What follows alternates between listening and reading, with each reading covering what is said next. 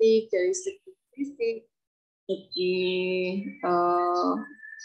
ya fisik ya, tinggi, putih, kemudian matanya belalak itu misalnya kalau orang Jawa, kemudian alisnya nanggal sepisan, hidungnya mancung. Nah, itu kaitannya dengan fisik seseorang.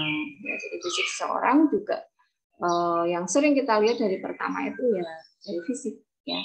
Tapi bagaimana cara melihat inner beauty seseorang? Ya, ada yang melihat dari segi fisik saja, apalagi zaman sekarang dengan adanya filter, kemudian kamera yang sangat memfitnah gitu ya, tidak cuma jahat tapi sampai fitnah banget gitu, sehingga yang tadinya tidak perlu apa itu namanya mempercantik, zaman dia itu sudah cantik gitu ya, karena begitu maraknya informasi dan teknologi sehingga yang tadinya apa tidak pede menjadi sangat pede. Bahkan banyak yang tertipu ya, di fotonya sangat cantik, kemudian ketemu sangat cantik sekali gitu. Tidak ada orang yang tidak cantik. Jadi ada yang cantik, cantik lebih tinggi dan cantik sekali. Semua orang diciptakan dalam keadaan cantik. Ya, tidak ada yang tidak cantik. Nah, sekarang beauty ya. Beauty itu sehingga banyak sekarang apa ya? Dari dulu ya, itu kontes-kontes kecantikan. Bahkan waria pun pengennya laki-laki bahkan pengen jadi wanita gitu, karena melihat wanita itu kok cantik, saya pengen jadi wanita ya. Sampai siapa itu Miley Cyrus yang bodinya seksi gitu, sampai seperti wanita kalah, yang tulen wanita itu sampai kalah saking pinternya untuk apa gemulainya, wajahnya, kemudian makeovernya ya, sampai yang asli wanita aja itu nggak bisa mengikuti saking ininya dia. Kemudian di Thailand lihat sendiri, di sana itu waria sangat banyak ya yang transgender, kemudian cantikannya melebihi yang asli wanita dan bahkan menipu gitu. Nah, dari sini banyak kontes-kontes beauty, sehingga apa sih beauty yang kita anggap cantik gitu, ya kita bisa memperlihatkan inner beauty kita. Jadi wanita yaitu mind, kemudian spirit ya, kemudian loving, caring gitu, mencintai, memberikan perhatian, itu sangat menarik bagi seorang wanita. Saya mohon maaf mungkin agak ramai ya karena saya WFH, kemudian juga mungkin ya sama dengan ya di rumah, tapi semoga bisa dipahami gitu. Oke, saya izin untuk share screen.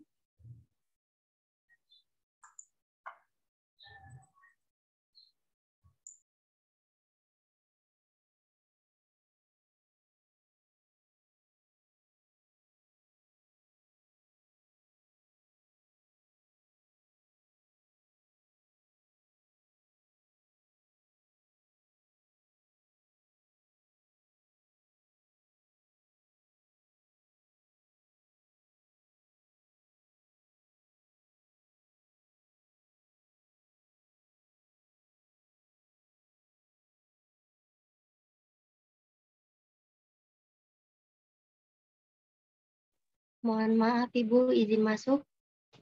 Suaranya masih di unmute. Oke. Sudah ya, kelihatan ya?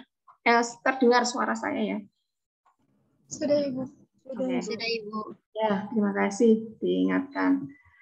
Oke, jadi inner beauty dari beberapa ahli yang psikologi ya. Jadi Plato itu mendefinisikan bahwa orang cantik itu karena moralnya yang baik. Ya. Banyak sekali orang cantik. Jangan lihat di TV. Apalagi zaman sekarang nggak ada orang yang nggak cantik. Semuanya itu cantik. Sampai bingung, itu jenenge sopo, itu yang siapa gitu. Kemudian Reid and Gold itu mendefinisikan bahwa cantik itu tidak hanya moralnya yang baik, tapi juga orang yang wanita yang cerdas, punya sense of humor, jadi dia punya humor juga, tidak terlalu serius ya. Optimis, jadi punya percaya diri bahwa ada cita-cita yang ingin digapai, jadi punya arah ya dalam hidupnya, optimis untuk mencapai tujuan. Kemudian berkontribusi juga pada inner beauty. Jadi hal ini yang didefinisikan oleh Reid and Coate bahwa wanita yang cantik itu tidak hanya moralnya yang baik, jadi tingkah laku yang baik, tapi juga seorang wanita yang cerdas, punya sense of humor, jadi tidak terlalu serius, bisa tertawa, bisa membuat suasana itu ceria dan optimis ya. Jadi punya tujuan yang jelas dalam hidupnya, ingin mencapai apa. Selanjutnya dalam ini ya, untuk ahli yang di Arab, ini dari Ibnu Qayyim dan Ibnu Taimiyah, mendefinisikan bahwa keindahan, beautiful, yaitu perpaduan yang harmonis antara hati atau qalbu dan amalan badan atau tingkah laku. Jadi hati dan amalan dan tingkah lakunya itu selaras dan harmonis. Apa yang disampaikan, apa yang ada di hatinya, nanti akan tercermin dalam tingkah lakunya. Ya, itu dari Ibnu Qayyim atau Ibnu Taimiyah. Jadi di dalam di salah satu ini ya, quotes gitu ya, apa yang ada, satu hal yang ada di dalam diri seseorang, jika hal itu baik, maka semuanya akan menjadi baik. Satu hal itu apa? Hatinya. Jika hatinya baik, tidak punya prasangka yang jelek, tidak punya rasa iri ataupun hasut. Iri biasa, iri masih, ih kamu kok cantik aku ora. Tapi kalau sudah hasad, hatinya rusak, itu bisa sampai melakukan hal-hal yang di luar nalar gitu, atau sudah merusak. Karena sudah hatinya itu benci dan punya rasa ingin merusak. Bahkan mau fitnah, melakukan hal yang jelek, itu dari hatinya. Kalau hatinya baik, walaupun kita kadang dalam satu keadaan itu tidak sesuai dengan keinginan kita. Kadang kita berada dalam satu komunitas, ya ada hal yang tidak sesuai. Tapi kalau kita punya hati yang bersih, misalnya ya, ataupun tidak punya prasangka yang atau ingin menjahati orang, maka kita akan terselamatkan dari hal-hal yang tidak baik. Gitu. Ya. Oke, jadi inner beauty itu merupakan sesuatu yang cantik, menarik, ya, di mana kecantikan itu tercermin atau terpancar dalam diri seseorang. Jadi nggak usah dibuat-buat. Kalau memang dia punya inner beauty, dia akan tercermin dalam diri orang tersebut. Gitu. Kalau dibuat-buat malah semakin lebay gitu ya. Kadang ini over banget, overacting, karena dia ingin mencari perhatian atau ingin menarik hal yang ini ya, menarik orang lain dengan mencari perhatian atau caper. Jadi bersifatnya itu tidak alamiah, tapi semakin dibuat-buat. Ya. Jadi hidupnya drama gitu ya, banyak sinetronnya gitu. Kemudian inner beauty itu adalah intangible power, jadi kekuatan dari fisik seseorang yang sangat kuat. Ya, jadi tidak usah dibuat-buat. Kalau kita memang mempunyai inner beauty yang baik, maka akan tercermin dalam tingkah laku kita sehari-hari. Ini bisa dipelajari dan bisa diolah. Artinya kalau sekarang kita belum bisa mengeluarkan atau mencerminkan inner beauty ini, kita bisa latih terus. Ya, kita berlatih kepribadian, kemudian juga bagaimana kita mengendalikan diri kita. Kemudian dalam satu situasi yang tidak enak pun kita bisa tetap baik. Ya, jadi mutiara itu di tempat yang jelek sekalipun, comber sekalipun, dia akan tetap sebagai mutiara. Ya. Jadi tidak usah mengada-ada ataupun tidak usah melakukan hal yang over gitu. Kalau kita memang punya hati yang baik, kita punya inner beauty, positive thinking, maka itu akan tercermin dalam kehidupan kita. Nah, di sini seorang bidan, dengan kita menjadi pelayan bagi klien kita punya hal yang harus kita keluarkan, yaitu caring, mengasuh dengan hal yang tulus, ikhlas. Ya, nanti uang itu akan ke kita sendiri, akan jalan ke kita kok kalau kita berbisnisnya dengan Allah atau dengan Tuhan. Jadi gitu, misalnya ini pasien saya, ojo direbut, jangan rebutan pasien kalau dulu ya mungkin seperti itu. Di pasienku suntik kabinnya di tempatku, kok pindah di tempatku, seperti itu. Kemudian melakukan hal yang tidak tidak baik gitu sampai menghasut, memfitnah, itu nggak akan menyelesaikan masalah. Jadi kalau kita baik kita legowo. Ya, jadi kalau orang Jawa itu kita punya hal-hal yang harus kita anut ya. Falsafah orang Jawa itu humble, rendah hati, bukan rendah diri ya. Kalau rendah diri itu enggak pede. Tapi kalau rendah hati, kita itu tidak merasa hebat. Ya, walaupun kita punya power, misalnya kita itu pejabat misalnya ya, ada anak pejabat misalnya anak bupati atau anak presiden, tapi tidak melakukan atau iki lo aku, iki lo bapakku.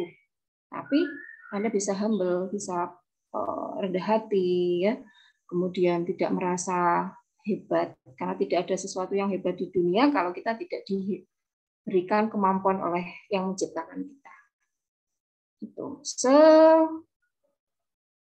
atau sehebat raih atau achievement kita itu bukan apa-apa tanpa kita diberikan kekuatan. Ya, jadi nanti kalau jenengan semua ini meraih misalnya menjadi Miss Miss Powerful atau Miss Mbak Mas ya, Mbak Poltekkes atau Mbak Miss Universe lah misalnya. Itu Anda tidak bisa menjadi diri Anda sendiri kalau jenengan merasa yang paling gitu. Jadi jangan merasa paling, tetap rendah hati dan harus banyak belajar. Itu falsafah dari orang Jawa. Kemudian inner beauty itu adalah kecantikan secara ruh. Ruh itu yang ada di tubuh kita. Kalau kita fisik ini adalah fisik atau luaran ya.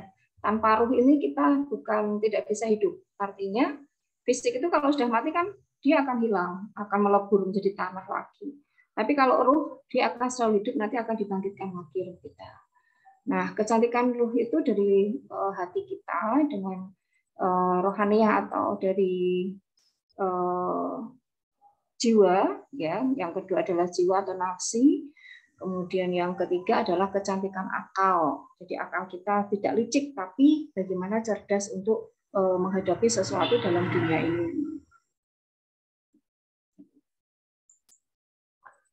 Ya, dari salah satu jurnal ya ini saya ambil. Jadi inner beauty itu is not physical, but rather psychological beauty. Jadi inner beauty itu bukan hanya fisik, tapi lebih yaitu kecantikan secara psikologi. Kemudian inner beauty refers to the personality, character traits, and also modes of behavior of a person. Jadi inner beauty itu juga merujuk pada personalitas atau kepribadian, karakter, dan juga model dari tingkah laku seseorang. Ya, jadi apa yang kita lakukan tiap hari, ya itu adalah inner beauty.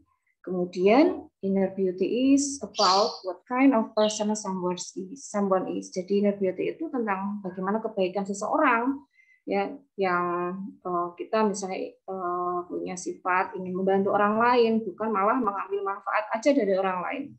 Ya, jadi ingin melakukan yang baik untuk orang lain. Jadi misalnya yang contoh kecil aja ya gitu. Misalnya ada batu di tengah jalan, dengan bisa meminggirkan atau mengambil. Ada paku, ada misalnya hewan yang mau tertabrak, dengan memberikan bantuan itu juga salah satu kebaikan dari seseorang. Jadi kalau kita berada dalam hidup di lingkungan semesta ini, kalau kita baik terhadap semesta juga akan memberikan kebaikan untuk kita. Jadi ada timbal baliknya.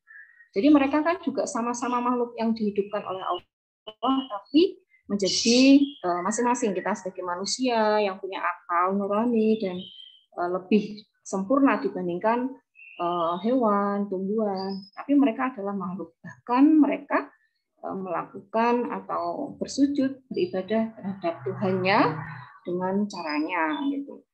Nah, oleh karena itu kadang kita nggak tahu kita itu membantu misalnya kucing atau apa ya.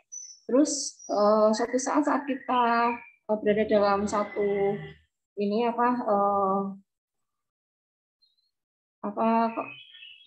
mau ada bencana atau hal yang akan datang ke kita, mereka akan membantu kita. Kadang seperti itu. Jadi kita mendapatkan bantuan dari hal yang tidak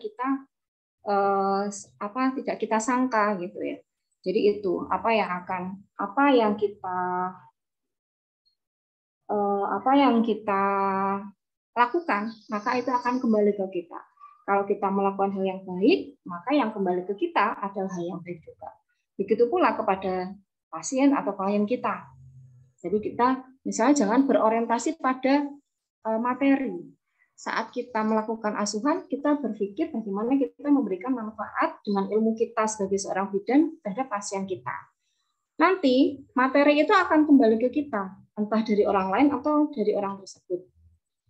Gitu. Jadi rezeki itu bukan hanya uang, tapi sehat, keluarga kita sehat, kemudian orang tua kita juga baik, bisa memberikan sesuatu untuk kita. Itu adalah rezeki. Ya, nanti akan Anda rasakan kalau sudah dengan mungkin lebih dewasa, punya keluarga. Nah, pada saat ini bagaimana kita melakukan hal yang baik, ya, belajar dengan baik, kemudian tingkah laku kita sebagai seorang akademisi, orang yang diberikan kesempatan untuk belajar, untuk kuliah, berarti kan kita punya akal yang dan kemampuan lebih dibandingkan yang tidak bersekolah. Gitu. Maka lakukan hal yang baik, yang menjadi contoh dan cermin bahwa jenengan semua adalah mahasiswa yang berdisiplin, yang baik, yang tingkah lakunya juga tertata, dan menjadi contoh di masyarakat. Itu loh, Mbak Sofi, itu mahasiswa Poltekkes Kemenkes Semarang, itu di lingkungan baik membantu orang lain. Kemudian juga ya membantu, kemudian ramah, sopan, gitu walaupun mahasiswa. Ya. Jadi tidak membeda-bedakan terhadap orang lain juga. Kemudian inner beauty is more specifically one risk that inwardly beautiful person cares for other. Nah, ini jadi cares merawat atau memberikan perhatian pada orang lain, ya, altruistik, loyal, jadi setia, honest itu jujur, reliable itu sesuai dengan kenyataan, tidak halu terus ya. Kemudian generous ya, terhormat, toleransi, dan helpful, membantu. So, jadi seorang yang punya inner beauty juga karismatik, jadi akan keluar sendiri tak karismanya itu. Ya, jadi self confident, jadi percaya diri, otentik, jadi tidak meniru, jadi asli ya. Kemudian juga has good manners, jadi tingkah lakunya baik, mannersnya, perilakunya. Kemudian furthermore atau lebih lagi bahwa secara inner beauty seseorang itu intelijen, pintar, humorous, punya humor yang baik dan optimis seperti yang tadi sudah saya sampaikan. Jadi inner beauty seperti itu kira-kira ya. Jadi selain cantik Mbak Angelika misalnya.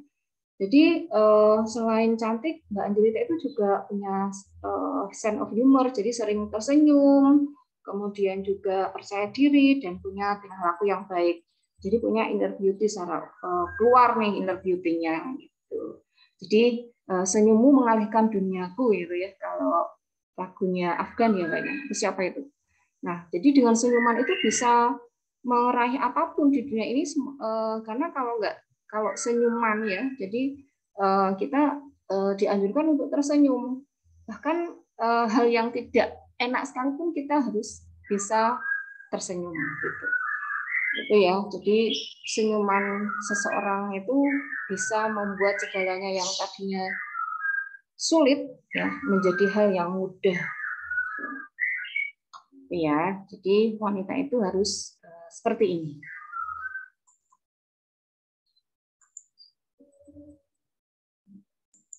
Oke, kalau outer beauty seperti apa? Jadi kalau kecantikan fisik ya, kalau yang outer bukan kardigan ya. Outer itu yang luar yang ada di diri seseorang. Jadi kecantikan fisik seperti kulit tubuh yang putih ya. Kadang kita kan berpikir nek ayu ini putih gitu. Sehingga mengupayakan bagaimana supaya kulit saya itu putih. Dikasih kapur atau mandi susu atau mandi kapur ya, sehingga semuanya itu putih semuanya. Kemudian luluran ya, nggak apa-apa, itu adalah cara untuk merawat diri. Kemudian kulit wajah, rambut, bibir, dan semua hal yang ada di tubuh kita itu ya, aspek dari lahiriah itu yang disebut dengan outer atau yang ada di luar kita. Nah, ini juga terbentuk secara alamiah. Ya, kalau hidungnya pesek itu ya enggak apa-apa karena memang itu lahiriah yang sudah dibentuk karena genetika. Orang tuanya mancung, ternyata lahirnya pesek, ini anaknya siapa gitu ya. Nah, kadang kok saya nggak sama dengan orang tua saya, misalnya orang tua saya kok putih, saya kok hitam, itu saya ya kayaknya seperti itu. Karena kita punya gen resesif juga ternyata. Jadi secara genetika kita itu didapatkan dari orang tua maupun dari orang tua secara genetika ya. Jadi gen apa yang ada di diri kita yang keluar, mungkin kakak saya itu putih, tapi saya kok agak gelap gitu ya kulitnya.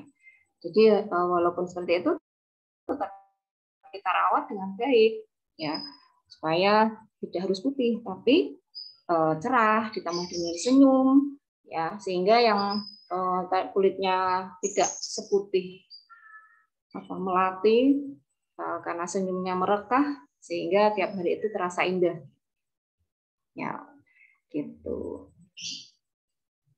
Apakah bisa berubah? Ya bisa ya. Dulu mungkin kalau kita itu sering tidak mensyukuri semua hal dalam kehidupan kita, termasuk mungkin saya juga harus banyak belajar dari semua hal yang terjadi. Kadang nggak senang dengan suatu keadaan, kemudian sering tidak mensyukuri kalau diberikan kesulitan. Nah, kalau seorang yang dewasa, maka akan lebih mensyukuri hal itu menjadi satu hal yang jadi positif. Itu wanita yang lebih dewasa. Sampai di sini ada yang mau ditanyakan? Tidak ada?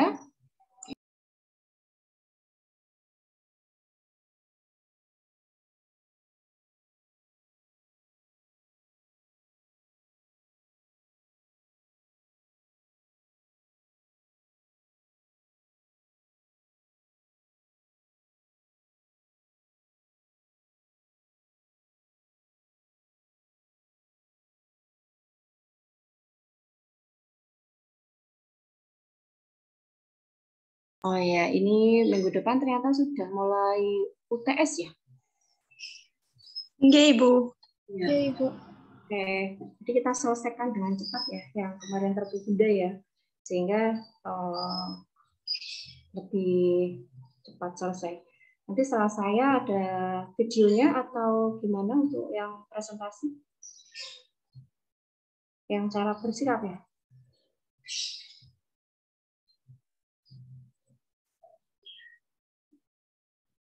Yang P-nya sudah siap?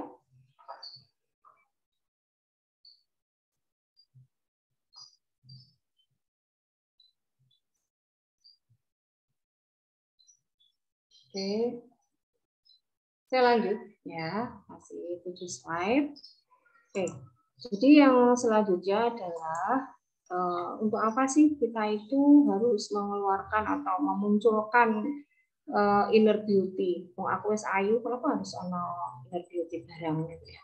Jadi why and what for? Jadi merasa cantik itu ya memang untuk menjadi cantik. Ya, dengan semua keadaan kita itu semuanya cantik kok. Iya gitu. Kemudian merasa cantik dengan meminjamkan keyakinan. Jadi kita itu punya hal yang kita yakini, mungkin sebagai orang Kristen, sebagai agama yang memeluk agama Buddha, Hindu. dan masing-masing punya kecantikan sendiri. Kalau kita menjadi orang Islam, yang kita melakukan ibadah sesuai dengan yang diajarkan. Jadi orang Kristen juga yang diajarkan dan keyakinan itu yang kita yakini bahwa ini adalah jalan hidup dan pegangan hidup bagi saya, gitu ya. Kemudian merasa cantik itu membuat Anda perhatian. Jadi perhatian. Jadi Anda semua kalau saya itu cantik dengan saya memberikan perhatian pada orang lain.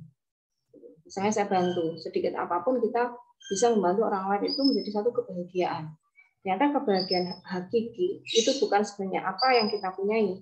Materi, kemudian kecantikan, uang, mungkin prestis Anda punya segalanya, bukan itu.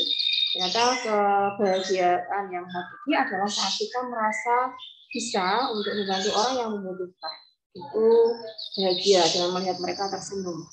Kemudian merasa cantik memungkinkan Anda semua itu untuk menghadapi pertempuran yang keras. Ini bukan perang antara Rusia atau Ukraina ya. Jadi dalam hidup kadang kita itu berada pada situasi yang tidak kita inginkan. Dan kemudian juga mungkin ada perdebatan atau pertempuran batin bagi kita semua. Karena kita kan punya komunikasi interpersonal ya dalam diri sendiri. Saya harus seperti ini. Kemudian kita ngomong sama Tuhan kita, itu kan kadang omongan yang sendiri ya, tidak diungkapkan. Nah itu adalah dalam hidup kita, kadang kita berada pada satu persimpangan. Gitu. Kemudian pertempuran yang keras, misalnya setelah lulus, saya itu harus menghadapi persaingan antara 500 orang yang harus mendapatkan satu kursi untuk menjadi pegawai misalnya.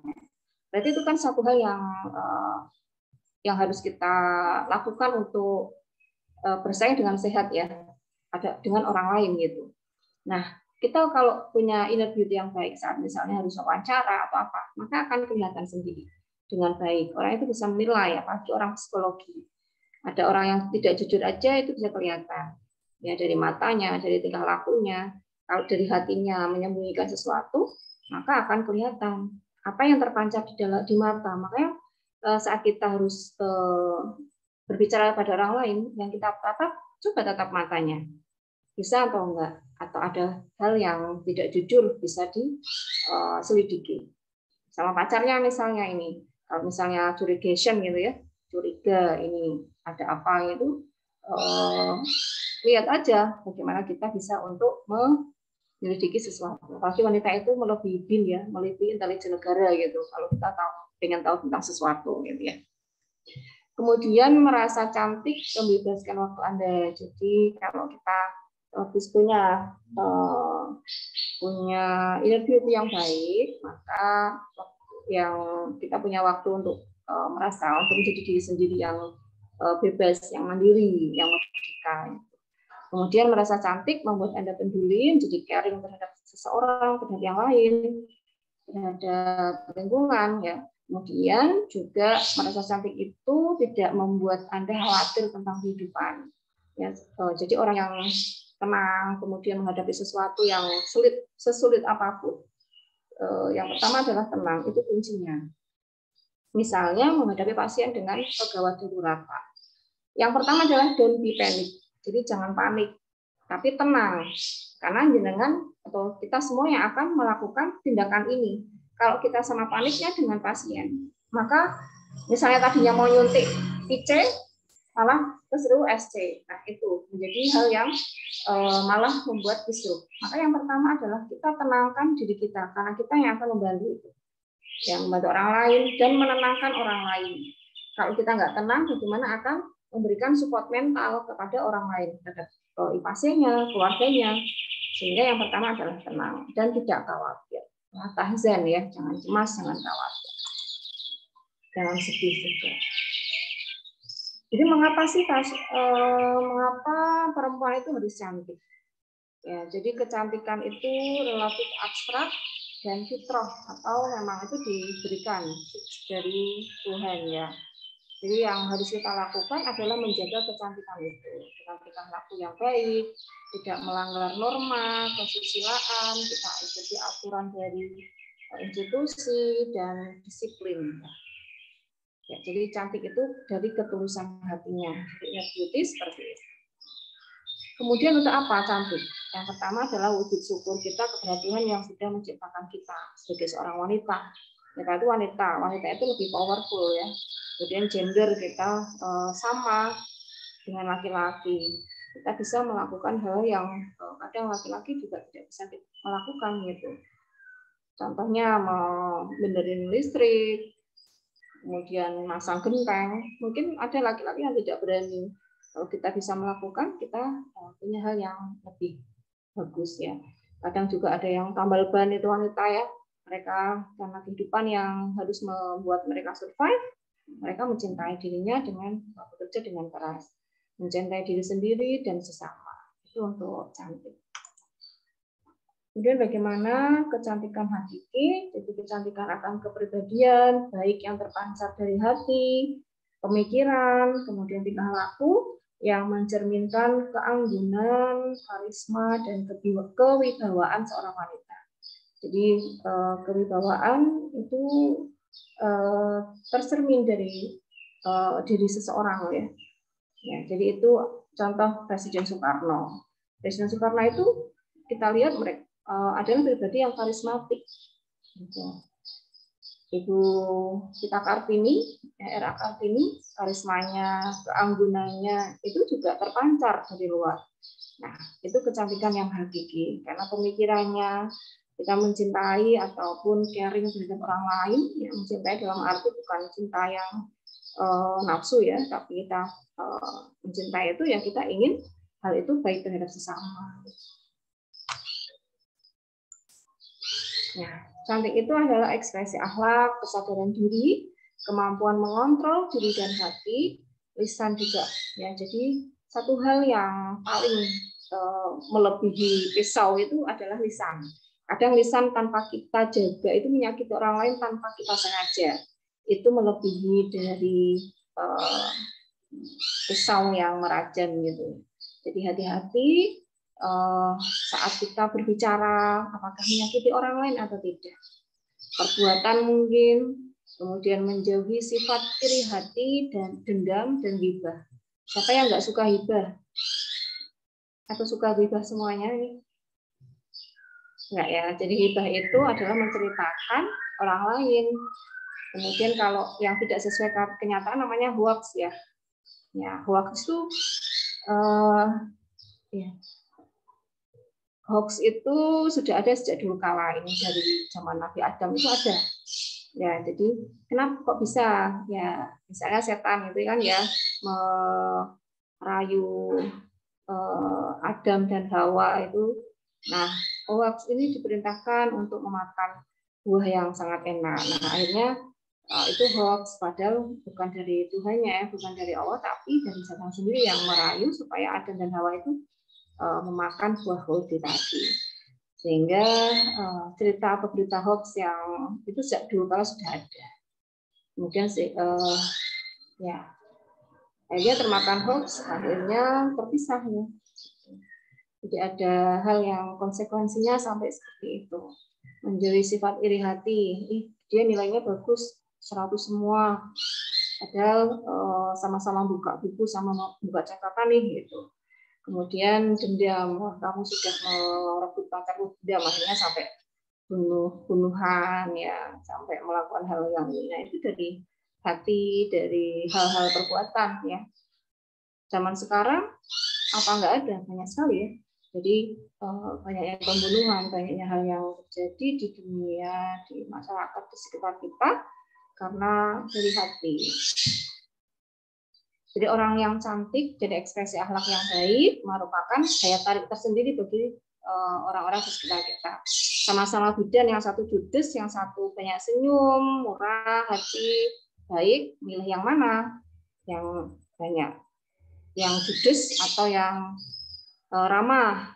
Kalau Anda sendiri misalnya mau periksa di dokter yang ramah atau yang judes galak gitu.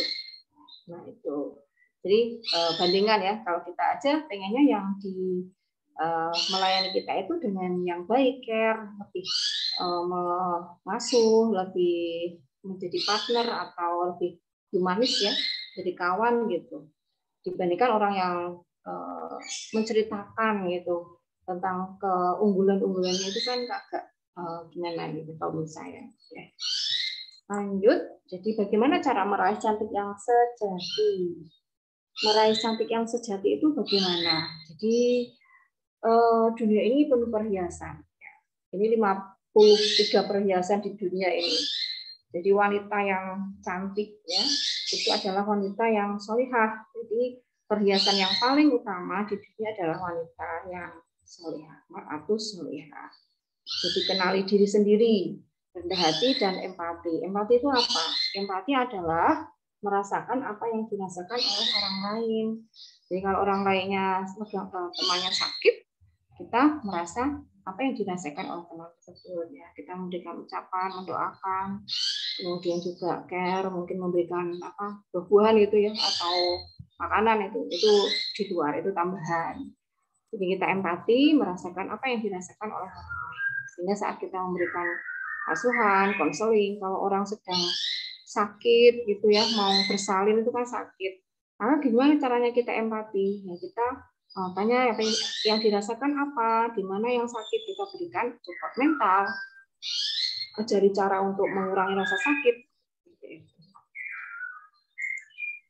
Ya, oke. Meraih kecantikan sejati yaitu yang pertama dengan selalu bersyukur.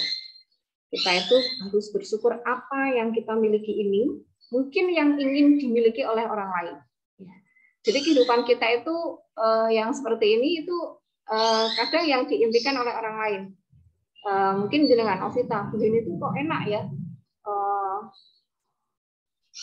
Mau apa-apa itu bisa, mau jalan bisa, mau makan apa bisa gitu misalnya. Kok aku kok seperti ini? Nah, itu kurang bersyukurnya kita.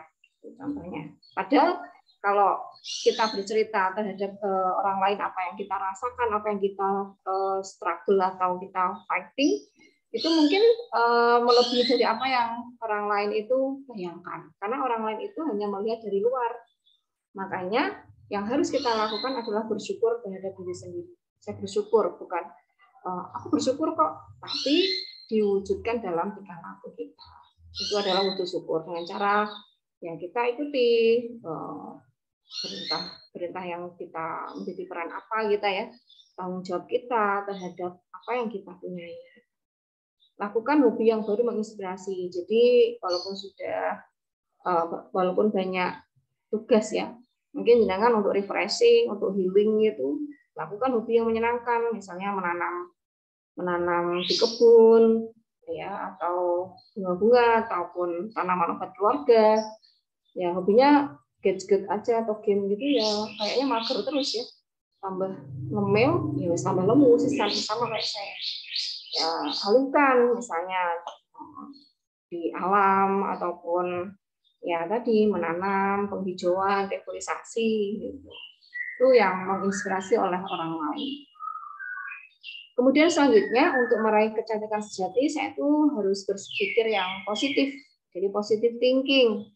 Tapi juga kita harus waspada. Mungkin orang lain itu tidak sama seperti kita. Kadang kita positive thinking terhadap orang lain, jangan negative thinking terus. Gitu.